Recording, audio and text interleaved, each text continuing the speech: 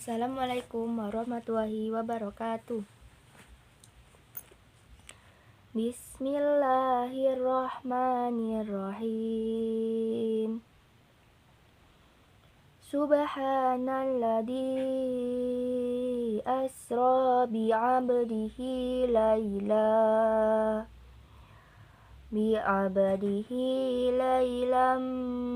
minal masjidil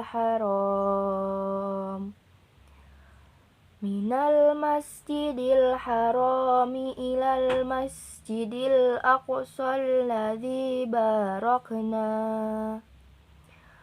alladzi barakna haulahu linuriyahu min ayatina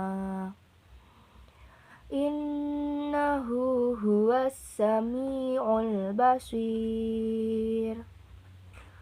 Wa ataina Musal kitaba wa ja'alnahu hudan li bani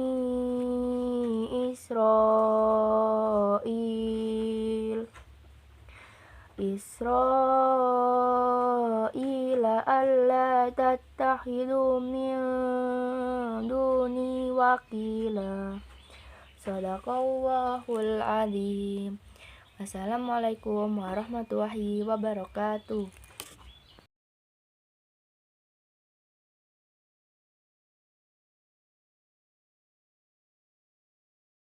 Bismillahirrahmanirrahim. Assalamualaikum warahmatullahi wabarakatuh. Yang terhormat Al-Mukarram Kiai Haji Hasyim Sirajuddin LC, yang saya hormati Bapak Ibu guru dan karyawan, pengurus komite, wali murid, dan seluruh siswa-siswi SMP Negeri 1 Karangploso yang sangat kami banggakan. Tiada kata yang pantas kita ucapkan di pagi hari ini kecuali rasa syukur kehadirat Allah, karena hanya berkah dan inayahnya sematalah sampai pagi hari ini kita masih diberi kesempatan, rezeki, umur, rezeki sehat, sehingga bisa menghadiri peringatan Isra Mi'raj Nabi besar Muhammad Shallallahu Alaihi Wasallam. Mudah-mudahan semuanya membawa keberkahan buat kita bersama. Sholawat serta salam tetap kita haturkan kepada Nabi Agung, Nabi besar Muhammad Shallallahu Alaihi Wasallam, sahabat dan keluarganya yang kelak kita harapkan syafaatnya di hari akhir. Bapak Ibu, anak-anak yang sangat kami cintai dan kami banggakan, salah satu peringatan hari besar agama yang sangat-sangat penting adalah Isra Mi'raj. Karena di dalam peringatan itu ada dua hal yang bisa kita ambil yang akan mempengaruhi kehidupan kita. Yang pertama, kalau Allah sudah berkehendak, apapun bisa terjadi, seperti perjalanan Nabi dalam peringatan kegiatan Isra Mi'raj. Yang kedua, dari Isra Mi'raj itulah salah satu keharusan yang harus dilakukan oleh manusia kepada Allah, yang perintahnya langsung disampaikan kepada Nabi besar kita, yaitu pelaksanaan sholat 5 waktu. Mudah-mudahan dengan peringatan Isra Mi'raj tahun ini akan menambah keimanan kita dan akan menambah kesadaran kita untuk jangan sampai kita pernah meninggalkan kewajiban sholat 5 waktu. Terutama kepada anak-anakku sekalian yang jangkauan masa depannya masih panjang.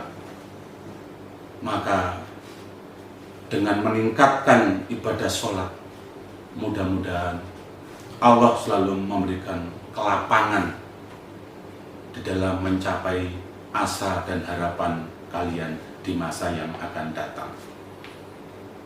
Uraian tentang Isra Mi'raj insya Allah akan disampaikan secara terperinci oleh Kiai Haji Hasyim Sirajuddin LC.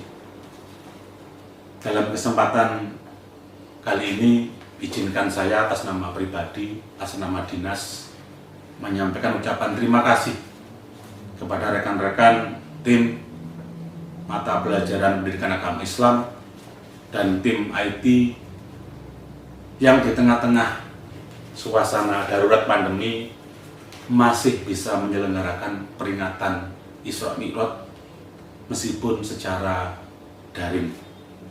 Mudah-mudahan semua yang dilakukan oleh saudara mendapatkan balasan dari Allah yang melimpah. Semoga kegiatan ini bisa berjalan lancar tanpa hambatan dan kita semua diberikan ilmu yang bermanfaat dan barokah.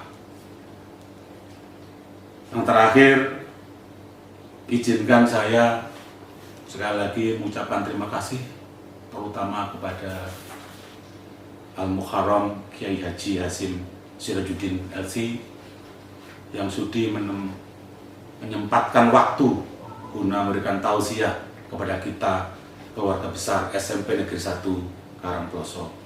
Akhirnya atas nama lembaga SMP Negeri 1 Karangploso kami mengucapkan terima kasih dan permohonan maaf manakala dalam acara ini ada hal-hal yang kurang berkenan.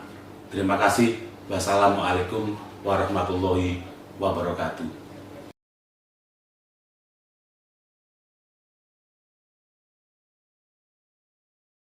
Assalamualaikum warahmatullahi wabarakatuh.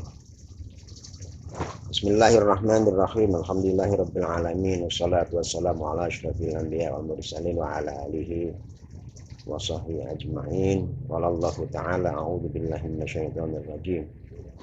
Subhanalladzi asra bi 'abdihi lailan minal masjidil haram ilal masjidil aqsal ladzi barakna haulahu linuriyahu min ayatina.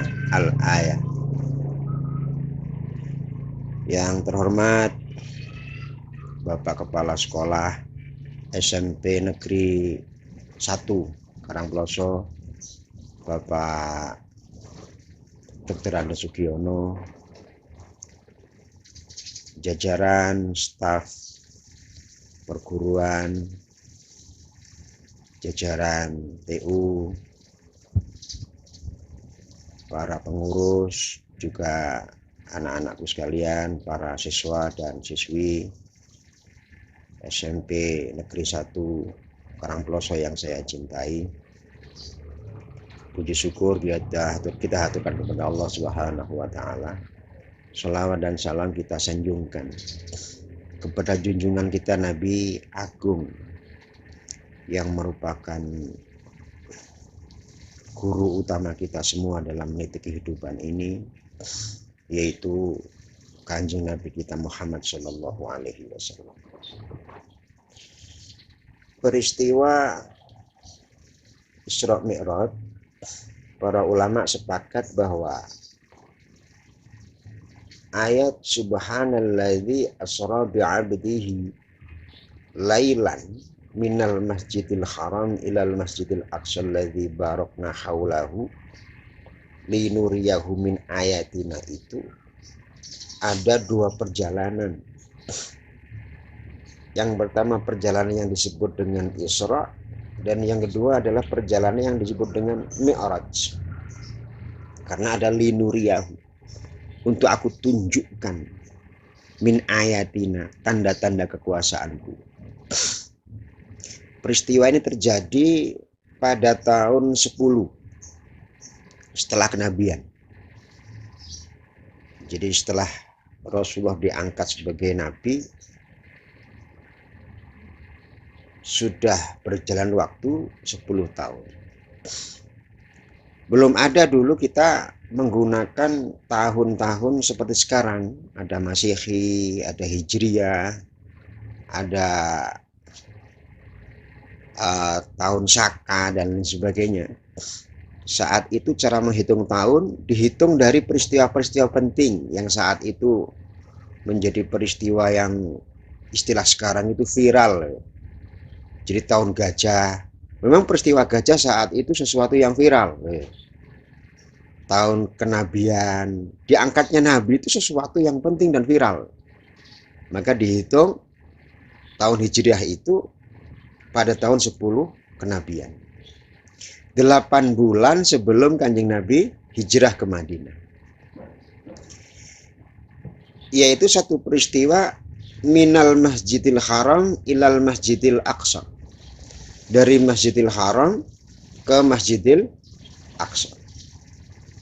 Terkenal kisahnya itu mulai kita kecil dulu di ibtida, di madrasah, kita sering mendengar kisah itu dan memang itu kisah yang kaitannya dengan iman.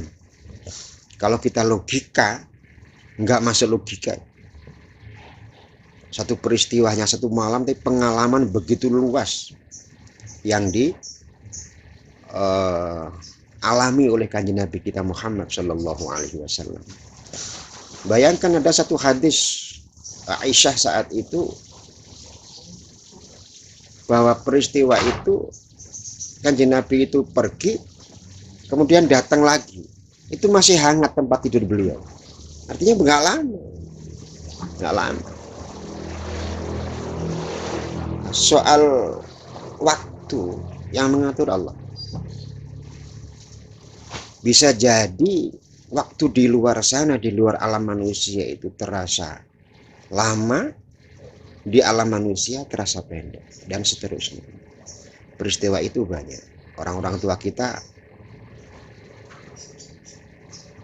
punya banyak kisah yang mengisahkan tentang ngelempit waktu dan seterusnya, itu ada. Nah, singkat kisah itu, dari Masjidil Aqsa inilah Rasulullah diangkat oleh Allah ke Sidratul Muntaha. Jadi bumi ini begini. Ini bumi, kemudian langit. Di atas langit ada langit. Di atas langit ada langit lagi. Ada langit lagi, dan seterusnya. Ada 7 langit. 7 lapis langit di atas bumi. Ada 7 lapis langit di atas bumi. Di langit 7 ini ada yang disebut dengan sidrah. Sidrah itu satu pohon. Nah, wa ilal muntaha rufi'ta, dan kepada muntaha engkau diangkat. Pohon ini disebut muntaha, sidratul muntaha. Sidrah itu pohon, muntaha itu penghabisan. Kenapa disebut muntaha? Karena di langit 7 itu batas akhir wilayah makhluk. Batas penghabisan wilayah makhluk. Makhluk siapapun, secerdas apapun, secanggih apapun, dipastikan sudah tak akan mampu menembus langit 7. Karena nggak ada kehidupan. Itu kalau penggambaran kita tentang langit seperti itu. Lalu apa? Itu rahasia Allah yang tanpa batas sudah. Jadi planet Merkurius, pesawat Apollo masih di langit-langit ini saja. Langit 1, langit 2, atau langit 4, rembulan, matahari. Itu di langit-langit 1 sampai 7 itu. Pluto yang memutari matahari selama 70 tahun dari titik 0 ke titik 0 lagi, itu 70 tahun. Bayangkan berapa luas yang dikitari oleh Pluto itu sampai ke titik 0 lagi. Itu masih di dalam langit. Pluto saja untuk mengarungi satu putaran, kalau bumi kan 360 untuk memutari matahari tahun ke titik 0 lagi. Pluto itu 70 tahun. Rasulullah yang semalam nggak ada. Itu kan sesuatu yang nggak usah jangan pakai akal. Nabi itu punya mukjizat. Allah, sesuatu yang luar biasa yang mengalahkan akal. Kalau di akal-akal malah mengkhawatirkan iman kita. Ya sudah, kita terima saja, iman saja. Yang sesungguhnya kita ini yang nempel di tubuh kita ini juga banyak keajaiban yang kita juga nggak habis pikir. Nggak habis pikir, kok bisa yang namanya hidung ini, sedunia ini menghadap ke bawah semua, nggak ada yang naik ke atas ya. Itu kalau nggak ada yang ngatur kan ya nggak mungkin ya. Kok bisa alis ini sama brengos ini nggak sama tumbuhnya?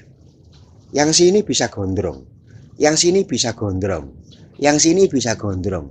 Lah yang alis itu sama-sama rambut, hanya tumbuh di wajah, nggak bisa gondrong. Ya Pak Kepala ya, ada Pak Kepala hadir kan di situ? Ada nggak? Itu ajaib itu. Apa maksudnya? Bagaimana andaikan alis ini gondrong? Apalagi idep. Idep ini kalau dipotong tumbuh, tapi nggak bisa gondrongnya dibatasi begitu. Itu hal terkecil yang nempel di tubuh kita. Kita sudah nggak masuk ini. Akal udah angkat tangan ini. Bagaimana jadinya dengan idep kita? Apa bahasa Indonesianya idep itu apa? Hah? Bulu mata itu gondrong bagaimana? Betapa sulitnya kita hidup nih. Insya Allah seperti itu. Itu keajaiban. Dan itu kalau kita teliti seluruh tubuh kita, betapa Allah itu maha ajaib. Yang kita harus tunduk sajalah dengan melaksanakan perintahnya dan seterusnya. Bertemulah Allah kemudian. Pernah nggak kita semua membayangkan bagaimana posisi Rasulullah itu saat bertemu Allah? Berdirikah atau dudukkah atau leyeh-leyeh enak tenan gitu? Kira-kira seperti itu. Ternyata di banyak keterangan para ulama, posisi Kanjeng Nabi ketika bertemu Kanjeng Nabi itu adalah duduk tawaruk seperti tahiyat. Jadi duduk bersimpuh seperti tahiyat itu. Kata-kata pertama yang diucapkan oleh Kanjeng Nabi itu 4 kata untuk memuji Allah. At-tahiyatul mubarakatus sholawatut thayyibat. 4 kata ini yang dipersembahkan untuk Allah. At-tahiyatu, satu kehormatan dan penghormatan yang setinggi-tingginya. Mubarakatu, yang maha memberikan kebaikan yang tak ada yang seperti engkau cara memberikan kebaikan. Sholawatu, keagungan yang tidak ada yang agung setinggi keagungan engkau. Thayyibat, kebaikan, tak ada yang indah dan baik sebaik kebaikan yang engkau miliki, keindahan yang engkau miliki. Lillahi, itu hanya untuk jenengan ya Allah. Begitu Rasulullah itu. Jadi at-tahiyatul mubarakatus sholawatut thayyibatu lillah, untukmu ya Allah. Lalu apa jawab Allah itu? Assalamu alaika ayyuhan nabiyyu wa rahmatullahi wa barakatuh. Ada 3 yang disampaikan kepada Kanjeng Nabi dari Allah. Assalamu alaika, keselamatan untukmu. Keselamatan untukmu ayuhan nabiyyu, wahai orang yang telah menjadi nabi. Assalamu alaika ayuhan nabiyyu wa rahmatullahi, dan kasih sayangnya Allah untukmu. Wa barakatuh, assalamu alaika ayuhan nabiyyu wa rahmatullahi wa barakatuh, dan kebaikan hidup, bertambahnya nikmat terus menerus untukmu. Bayangkan, ketika Kanjeng Nabi dijamin selamat, dijamin kebaikan, dijamin, udahlah habis itu dunia dan akhirat. Assalamu alaika itu sudah jaminan keselamatan. Sementara kita ini hidup di dunia ini selamat enggak kira-kira nanti itu? Apalagi di akhir kan masih meraba-raba. Tapi insya Allah mudah-mudahan dengan barokah bulan Rajab dan barokah Isra Mi'raj ini kita menjadi insan-insan yang selalu akan diberikan keselamatan oleh Allah Subhanahu wa taala. Kenapa? Karena ini nanti. Jadi seperti itu jawab Allah. Apa timpalan Nabi setelah Allah menjamin bahwa assalamu alaika ayuhan Nabi seperti itu? Assalamu alaina wa ala ibadillahi sholihin. Nggih Gusti. Iya ya Allah, keselamatan alaina untukku. Tapi wa ala ibadillahi sholihin. Enggak terima kanjeng Nabi itu. Dan untuk orang-orang yang soleh-soleh semua. Jadi masih mikirkan umat itu kanjeng Nabi. Kalau kita mungkin kamu pokoknya dijamin selamat, makan di sini, apa kamu tak penuhi, mobil tak penuhi. Mungkin enggak ingat teman kita ini. Ya bah kono yang lain-lain bah kono mungkin seperti itu. Tapi Nabi enggak. Nggih, ya Allah, keselamatan bagi kami. Tapi juga wa ala ibadillahi sholihin. Dan orang-orang yang soleh. Di sini insya Allah kita masuk doanya kanjeng Nabi Muhammad Shallallahu Alaihi Wasallam. Orang soleh itu yang selalu baik dengan sesama dan selalu baik dengan Allah. Itu saja sudah. Apa perintah Allah kita laksanakan, apa hak-hak dengan sesama kita laksanakan. Nggak pernah menyakiti teman, nggak pernah menyakiti orang. Dengan keluarga baik, apalagi dengan orang tua. Itu tanda-tanda orang soleh yang disampaikan oleh kanjeng Nabi kita Muhammad Shallallahu Alaihi Wasallam. Nah, begitu ada dialog seperti itu, malaikat yang menyaksikan merasa terheran-heran dan tidak ada Tuhan lain, tidak ada Nabi lain yang dirasakan oleh malaikat sehingga malaikat bersaksi bahwa mereka berkata asyhadu alla ilaha illallah wa asyhadu anna Muhammadan Rasulullah sampai membaca salat. Aku betul-betul bersaksi bahwa Allah adalah Allah, Gusti yang harus ditunduki dan Muhammad adalah utusan Allah. Seperti itu peristiwa Isra Mi'raj. Dialognya Allah sama Kanjeng Rasul Muhammad Shallallahu Alaihi Wasallam. Nah, turunlah Kanjeng Nabi setelah mendapat perintah waktu sholat itu. Peristiwanya ada satu peristiwa yang diabadikan dalam banyak literatur kitab-kitab para ulama salafun sholihun, terutama ada di kitab Dardirul Mi'raj, ada di kitab Madarijus Su'ud, syarahnya Al-Barzanji itu, bahwa memang ada satu fase Rasulullah menerima waktu sholat itu 50 waktu. 50 memang. Dan itu masyhur. Ada hadisnya juga, sahih juga. Terus ketemu sama datuknya kanjeng Nabi Muhammad, yaitu Nabi Musa di langit keempat kalau nggak salah itu. Itu kan ada peristiwa disuluh balik, bolak-balik dari 50 itu menjadi 5 waktu. Itu diperintah oleh Adam alaihissalam. Wahai Muhammad, kamu diperintahkan apa oleh Allah? Sholat. Mbah, mungkin datuk gitu. Berapa waktu? 5 waktu. Kamu kembali ke Allah. Minta dikurangi, nggak kuat umatmu. Itu kan masyhur, kita sering mendengarkan seperti itu. Akhirnya balik, turun lagi. Dikurangi berapa? 5. Masih kurang. Baik lagi itu sampai 9 kali dan 50 tersisalah 5. Itu apa rahasia di balik itu?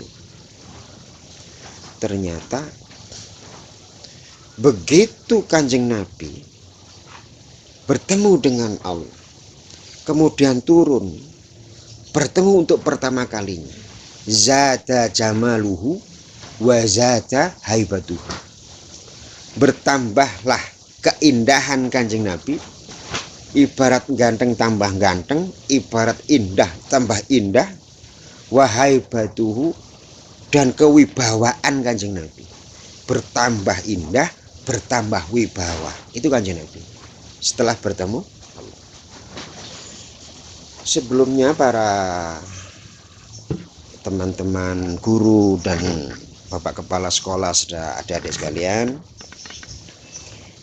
dulu pernah Nabi Musa itu bertemu Allah. Tapi masyhur para ulama ahli tafsir mentafsiri itu bertemunya Kanjeng Nabi Musa dengan Allah itu ada 70 tabir, 70 penghalang. Itu pun Nabi Musa sudah pingsan. Itu pun juga Nabi Musa sudah disebut kalimullah, orang yang pernah dialog dengan Allah, ngobrol dengan Allah. Bagaimana dengan Kanjeng Nabi yang tanpa tabir seperti itu? Betapa hebatnya fisik dan mental seorang Kanjeng Nabi kita Muhammad Shallallahu Alaihi Wasallam. Maka penasaranlah Nabi Musa itu begitu melihat Kanjeng Nabi Muhammad setelah bertemu Allah. Ya Allah, betapa engkau lebih tampan dan indah, betapa engkau lebih berwibawa wahai Muhammad. Maka penasaran di hati Musa. Ini baru pertama kali Muhammad bertemu Allah. Bagaimana andaikan yang kedua kali? Maka Nabi Musa bertanya, menyampaikan, wahai Muhammad, kembali lagi kamu minta dikurangi sholat itu. Dalam benak Nabi Musa itu sangat saya ingin tahu bagaimana keadaan Muhammad nanti setelah kembali kepada Allah untuk yang kedua kalinya. Apa bentuk Muhammad ini? Keindahan apa? Keribawaan seperti apa? Betul, Masya Allah, lebih seperti ini. Itu sampai 9 kali. Tergeleng-geleng Nabi Musa melihat keindahan dan karismanya Kanjeng Nabi kita Muhammad Shallallahu Alaihi Wasallam. Allah faham pasti nanti dari 50 itu akan dikurangi, nggak tahu dengan cara. Kebetulan cara ini ditemukan di cara Musa untuk memerintahkan Muhammad mengurangi waktu-waktu sholat. Itu rahasianya. Maka secara fisik pun hukum melukis, hukum memahat bentuk, hukum menggambar bentuknya Kanjeng Nabi ini haram. Kenapa? Karena itu tadi. Kanjeng Nabi itu dibungkus dengan apa yang disebut dengan haibatul jalaliyah. Keribawaan yang bersifat ketuhanan. Jadi orang memandang Kanjeng Nabi itu, Masya Allah, indah sekali orang ini. Masya Allah, tampan sekali orang ini. Tapi tidak lebih dari khamsah daqaik, 5 detik orang yang memandang itu sudah menundukkan kepalanya. Saking wibawanya Kanjeng Nabi kita Muhammad Sallallahu Alaihi Wasallam. Nah, disitulah kemudian para jemaah sekalian, sholat diperoleh oleh Kanjeng Nabi kita Muhammad Sallallahu Alaihi Wasallam, yang kemudian rawuh Kanjeng Nabi ke Mekah. Itu sebelum subuh, kira-kira jam 3 lah, kira-kira jam 3 malam, kira-kira jam 3 malam. Sampai subuh, kemudian melaksanakan sholat. Apa sholat pertama kali dalam sejarah sholat yang dilakukan oleh umat manusia? Ternyata bukan sholat subuh, tapi sholat zuhur. Maka sholat subuh ini diampuni manakala tidak dilakukan. Satu ini sholat yang tidak dilakukan diampuni oleh Allah hanya sholat subuh yang pertama kali ini. Jadi sholat pertama kali yang dilakukan oleh Rasulullah, pertama kali dalam sepanjang sejarah umat manusia adalah sholat zuhur berjamaah. Berapa orang yang jamaah? Cuma 3 orang. Bayangkan, sedunia bulat ini yang sholat jamaah itu cuma 3 orang. Kanjeng Nabi yang imamin, kemudian putri beliau yang terkenal cantik itu, Siti Fatimah, Sayyidatina Fatimah, sama suaminya, yaitu Sayyidina Ali. Sayyidina Ali. Ruku sujud. Kenapa kok tidak subuh yang dilakukan? Karena Rasulullah belum sempat sosialisasi. Cara ruku, cara wudhu, cara bacaannya seperti apa. Baru sosialisasi itu setelah subuh, zuhur dilakukan. Ada orang Yahudi melihat, itu apa yang dilakukan Muhammad, mulai kumat lagi itu. Biasa orang nggak suka itu, sudah bener pun juga salah. Dikira orang gila melakukan rukuk sujud sholat itu. Nah, saat itu terdengar Sayyidina Abu Bakar Saat itu belum beriman, Abu Bakar belum sholat, sudah melihat. Nah ini dijawablah orang Yahudi ini dengan dibentak, wahai orang Yahudi, ayuhal Yahud, dengar omongan saya. Gerakan yang dilakukan Muhammad itu nantilah yang akan mentaklukkan Persia dan Rum. Persia dan Rum, negara superpower waktu zaman Rasulullah. Kalau sekarang kan Rusia sama Amerika. Waktu zaman Kanjeng Nabi sudah ada juga negara besar yang selalu seperti itu, bersaing dalam banyak hal begitu. Namanya Persia. Persia itu wilayah Irak, Iran. Agamanya Zoroaster, menyembah dewa-dewa itu. Sama Rum, Romawi, agamanya Nasrani. Itu negara superpower saat itu. Maka betul beberapa tahun kemudian orang Yahudi ini mundur, takut, kayak gak masuk akal. Betapa dua negara superpower ini sekarang takluk karena sholat. Negara Irak dan Iran menjadi negara-negara yang sholat. Rum yang sekarang menjadi Turki, Siprus, Eropa Barat itu menjadi negara-negara yang sholat. Maka para adik-adik sekalian, Bapak, Ibu guru, dan Bapak kepala sekolah, untuk mentaklukkan hati yang keras, untuk mentaklukkan apapun agar supaya menjadi lembut, satu-satunya cara, tidak ada cara lain sudah di dunia ini. Psikiater boleh kita datang untuk minta nasihat. Para orang-orang bijak, para ulama, para kiai boleh kita datang untuk sowan. Bagaimana caranya? Tapi jangan lupa untuk mentaklukkan jiwa-jiwa yang kering, jiwa-jiwa yang keras, jiwa-jiwa yang kosong dan seterusnya, agar supaya segar, lembut, bermakna. Satu-satunya adalah sholat 5 waktu. Oleh Kanjeng Nabi kita Muhammad dari langit 7. Kita nggak usah jauh-jauh untuk menemui Allah. Oleh-olehnya Kanjeng Nabi itu saja kita lakukan. Pasti hati kita akan bertemu dengan Allah Subhanahu wa ta'ala. Disitulah ketenangan akan kita peroleh. Disitulah sukses demi sukses akan kita peroleh. Mudah-mudahan kita semua oleh Allah dijadikan hamba-hamba yang selalu diberikan kesuksesan demi kesuksesan. Sukses dunia, sukses akhirat. Barokah dunia, barokah akhirat. Amin ya rabbal alamin. Wassalamualaikum warahmatullahi wabarakatuh.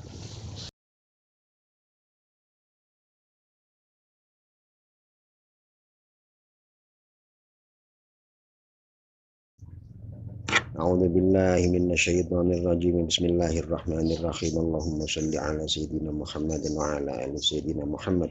Walhamdulillahi rabbil alamin. Allahumma ati ma fi niyyati fa innaka antal mu'ti wa innaka ala kulli syai'in qadir. Allahumma ja'alna wa auladana wa dhurriyyatina min ahli ilmi wa ahli khair wa la taj'alna wa auladana wa dhurriyyatina min ahli syarri wa ahli dhair. Allahumma inni akhafu minka wa akhafu man yakhafu minka wa akhafu man la yakhafu minka. Allahumma bihaqqi man la yakhafu minka. Allahumma bihaqqi man yakhafu minka.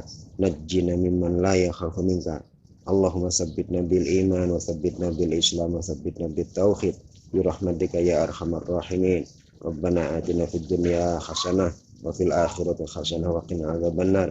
Subhana rabbika rabbil izzati amma yasifun. Wassalamun alal mursalin walhamdulillahi rabbil alamin.